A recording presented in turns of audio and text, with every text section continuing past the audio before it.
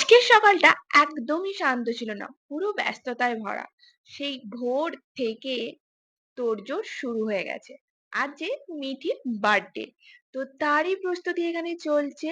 ওইদিকে পায়েস হচ্ছে দেখলে, এইদিকে আমি মিঠিকে চান করাবো। তার জন্য এখানে হলুদ মাখিয়ে দেবো। আর সকাল থেকে ওয়েদারটাও খুব সুন্দর, ঠান্ডা ঠান্ডা হাওয়া বইছে। আর এইদিকে তো রান্নার জন্য কড়াইটা ছোট হয়ে গেছে, তাই ছোলা আর আলু কিছুটা সেদ্ধই রাখা আছে। আর এইদিকে মিঠিকে ফোঁটা দিয়ে দেবো সকাল সকাল। দেন আমি একটু দোকান বেরোবো বলতে খঞ্চিতেই নয়, তমলুক যেতে হবে আমাকে। তো তার জন্য আমি একটু তাড়াহুড়োই করছিলাম, কারণ ওয়েদারটা এমনই ছিল, মনে হচ্ছিল বৃষ্টি আসবে। আর বৃষ্টিও হয়েছে কি হয়নি সেটা আমি তোমাদের অন্য কোনো ভিডিওতে শেয়ার করব, যে মিঠির বার্থডেতে বৃষ্টি হয়েছে কি হয়নি।